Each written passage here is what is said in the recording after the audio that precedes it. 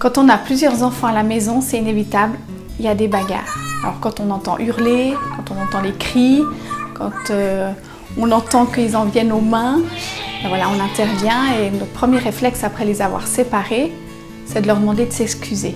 Alors je ne sais pas comment c'est chez vous, mais chez moi, quand je leur demande ça, ils ne se disent pas pardon, je suis désolée, ils se hurlent dessus pour se demander pardon. Donc aucune sincérité et puis pas du tout efficace. Donc moi ce que j'aurais envie de vous proposer, c'est de travailler en premier à la réconciliation. Voilà, quand ils se bagarrent, les enfants, ben, ils ont coupé un lien qui était là.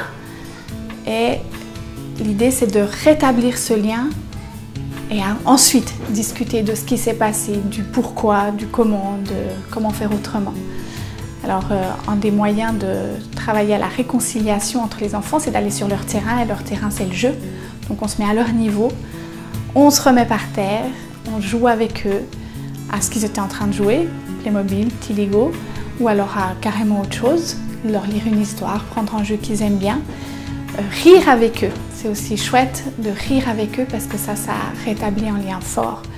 Et une fois que le lien est rétabli, une fois que les émotions sont un peu plus paisibles, on peut discuter de qu'est-ce qui s'est passé, de comment on aurait pu faire autrement, quelles ont été les émotions qu'on a vécues au moment de la bagarre. Et puis ben, évidemment, arriver à s'excuser. Alors évidemment, dans une famille, on aimerait bien qu'il y ait beaucoup moins de bagarres, en tout cas le moins possible, mais ça c'est une autre histoire.